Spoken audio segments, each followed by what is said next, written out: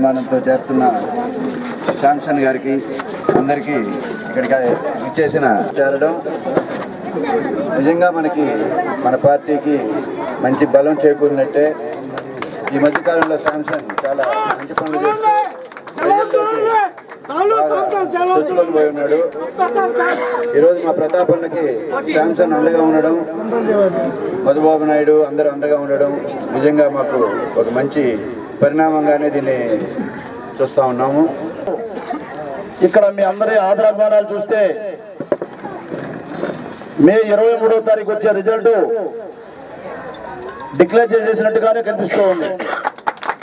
ఎందువల్లంటే ఈరోజు ఎంత మెజార్టీ తీసుకురావాలనేది మనందరూ కూడా తపన పడుతూ ఉన్నాం.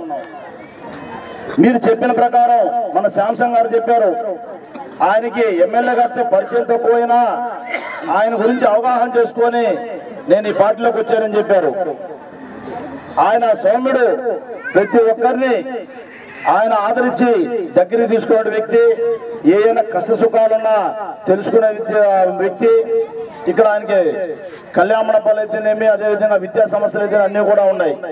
పాతూరు నడుగొడ్డులో ఇక్కడ పుట్టినటువంటి బిడ్డ ఆయన ఇక్కడే చదువుకొని వాళ్ళ కుటుంబాన్ని ఒక ఉన్నత స్థాయికి తీసుకొచ్చి మనందరం కూడా చేయాలన్న దృక్పథంతో ఈ రోజు ఆయన బెంగళూరులో వ్యాపారాలు చేసుకున్న ఆయన సొంత డబ్బులతో ఇవాళ రాజకీయం చేస్తూ ఈ యొక్క కావలపట్నానికి అభివృద్ధి చేయాలని ఎన్నో కార్యక్రమాలు చేయాలని మధ్యలో ఉన్నాయి.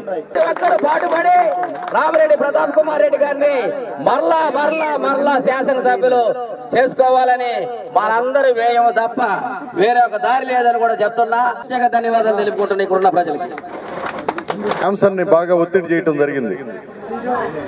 అందరం ఒక బడిలాగా ఉన్నవాళ్ళం. ఎందుకంటే శిరోమణి గారు కానీ, శాంసన్ కానీ, మన మస్తాన్ భాయ్ కానీ, సిద్ధు కానీ, వీళ్ళంతా రామాయపట్నం ఫోర్ట్ సాధనలో అంతా ఒక టీమ్గా జేఏసీగా మొత్తం తిరిగిన వాళ్ళం.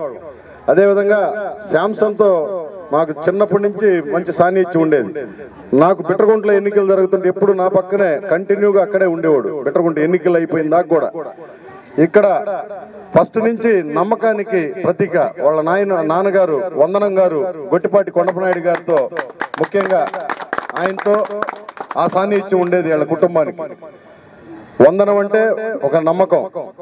ఆయన కుమారుడిగా ఆనాడు కొండపనాయుడు గారి శిష్యుడిగా నేను ఉన్నప్పుడు శాంసన్ మేమంతా కూడా ఆనాటి నుంచి కూడా ఇంతవరకు తెలుగుదేశం పార్టీకి ఎదురు పార్టీలో కాంగ్రెస్ లో కానీ వైఎస్ఆర్ లో కానీ పనిచేసిన వ్యక్తి కాదు. ఉన్న కాడికి సిద్ధాంతంగా ఒక పార్టీలోనే నడుస్తూ వచ్చిన వాళ్ళ కుటుంబం. ఇక్కడ సమీకరణలు మనం చూస్తా ఉన్నాం, మీకు అందరికీ తెలిసిందే. ఇక్కడ శాంసన్ గారు ఇందాక చెప్పినట్టుగా మేము నమ్మి తెలుగుదేశం పార్టీలోకి మొన్న 2014లో నేను రావటం జరిగింది. గతంలో 10 సంవత్సరాలు కూడా నేను పిట్రగుంట ఏరియాలో కాంగ్రెస్ లో ఉన్నాం, అంతకుముందు తెలుగుదేశంలో ఉన్నాం. ఎవరి వల్ల కష్టాలు పెట్టి ఆనాడు బయటకు వచ్చింది, ఈనాడు బయటకు వచ్చింది ఒకే వ్యక్తులు. అంటే ఒక నాయకత్వం అనేది సరైన నాయకత్వం లేకపోతే కార్యకర్తకు కానీ వాళ్ళని ఫాలో అయ్యే నాయకుడికి కానీ మనశ్శాంతి లేక పూర్తిగా ఇబ్బంది పడే పరిస్థితి వస్తూ ఉంటుంది. ఫుల్ టైం రాజకీయాలు చేసే వాళ్ళల్లో ఒక నాయకత్వం మీద నమ్మకం ఉండాలి ప్రజలకైనా, అదేవిధంగా ఆ నమ్మే నాయకుడికైనా. ఆ నమ్మకం లేని నాయకులు ఎవరన్నా అంటే నేను ఖచ్చితంగా పేద సోదరులు అని చెప్తాం. ఎందుకంటే మనం అనకూడదు ఎవరు ఎలాంటి కెపాసిటీ కలిగిన వాళ్ళు, ఎవరు ఏ స్థాయిలో పనిచేస్తారో, ఏ స్థాయిలో మనకి పనిచేస్తారో వాళ్ళు గుర్తించుకొని వాళ్ళని భుజం మీద చేయిదట్టి పలకరించి వాళ్ళ సమాధానం చెప్పటం. ఏ నాయకుడు, నేను ఇన్నేళ్లు 28 ఏళ్లుగా నేను చిన్నపిల్లడప్పటి నుంచి రాజకీయాల్లో వచ్చాం, 28 ఏళ్ళు ఇప్పుడు దాకా నడుపుతా ఉన్నాం. ఫోన్ వచ్చినప్పుడు ఫోన్ చూసుకొని మళ్ళీ లిఫ్ట్ చేసేవాడు నాయకుడు. ఫోను మన నెంబర్ చూసుకొని ఒకవేళ బిజీగా ఉన్నా నేను మళ్ళా చేస్తానని చెప్పేవాడు నాయకుడు. ఫోన్ చేస్తే ఎత్తరు. ఏ ఆపదలో ఉంటే ఏదన్నా సమయం వచ్చి ఏదన్నా ఒక ఇన్సిడెంట్ జరిగినప్పుడు నువ్వు ఆదరణ చేయలేకపోయినా కనీసం మాట పలకరింపైనా ఉండగలిగేవాడు నాయకుడు. ఆ నాయకత్వాన్ని లేనప్పుడు, అలాంటి పరిస్థితులు లేనప్పుడు ఇక్కడ చూస్తే వాళ్ళ చుట్టుపక్కల ఒక గట్టు చూస్తున్నాం, ఇంకొక గట్టు చూస్తున్నాం. 2 గట్లు రాజకీయాల్లో. ఒక గట్టేమో మోసపూరితమైన గట్టు ఈ రోజు ఉన్న నాయకులు.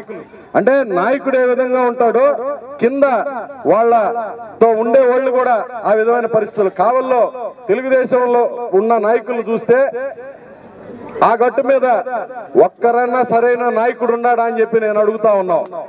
ఒకరికొకరు పొడుచుకోవటం, ఒకరికొకరు మోసం చేసుకోవటం, ఒకరికొకరు లాగటం తప్పితే ఎవరన్నా ఒక నాయకత్వానికి గట్టిగా నిలబడే నాయకుడు ఉన్నాడా అని చెప్పి అడుగుతా ఉన్నాం. రెడ్డి గారు కాంగ్రెస్ సైడ్ పోటీ చేస్తున్నారు, బేదా మస్తాన్ రావు గారు టీడీపీ సైడ్ పోటీ చేస్తున్నారు. ఈ కావలి పట్టణంలో కావలి ప్రాంతం అంతా కూడా ఎవరో చెప్పల విష్ణువర్ధన్ రెడ్డి గారి గురించి. ఎవరు చెప్పారు? బేదా మస్తాన్ రావు గారే పాంప్లెట్లు వేసి ఆయన వస్తే కావలి అల్లకల్లోలం అవుద్ది, కావలి గందరగోళం చేసేస్తాడు, కావల్లో అరాచకాలు వస్తాయి అని చెప్పింది మేం కాదు. సాక్షాత్ ఈ రోజు నిలబెట్టిన వ్యక్తులు బేదా మస్తాన్ రావు గారు, బేదా సోదరులే ఆ రోజు విష్ణువర్ధన్ రెడ్డి గారి గురించి చెప్పింది. ప్రతి షాపుల్లో పాంప్లెట్లు పంచారు, ఊరంతా మన కావలంతా పాంప్లెట్లు పంచారు. విష్ణు కావచ్చు, దానికి ముందు వైఎస్ రాజశేఖర్ గారు కావచ్చు, ఈరోజు ఎక్కువగా ఎస్సీస్ ఎస్టీస్ ఇదంతా కూడా వైఎస్ఆర్ కాంగ్రెస్ పార్టీకి కంచుకోటగా ఉన్నారు. కాబట్టి మీ అందరికీ, ఎందుకంటే చాలా మందిని చూస్తూ ఉంటాం, కానీ మీరు ఎక్కువగా అభిమానించేది ఈరోజు రాజశేఖర్ రెడ్డి గారి మీద ఉన్న ప్రేమతోటి జగనన్నకి అండగా ఉండాలని, జగనన్నని ముఖ్యమంత్రి చేసుకోవాలని ఈరోజు అందుకు భాగమై మీరు ఉన్నందుకు మీ అందరికీ చేతులెత్తి నమస్కరిస్తా ఉన్నాను.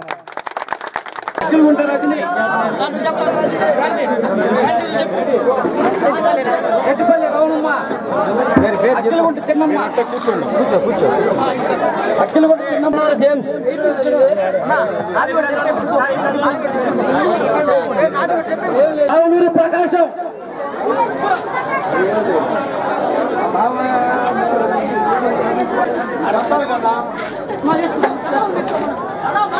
శాంసంగ్ తమ్ముడు చేది అన్న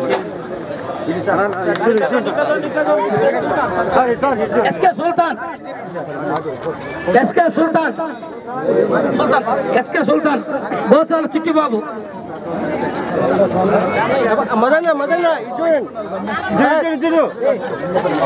దావులూరు కాంతి, అక్కలగుంట మోహన్ రావు, మన్నేపల్లి మోహన్ రావు, పరుసు శ్రీనివాసులు, పరుసు కోటేశ్వరరావు,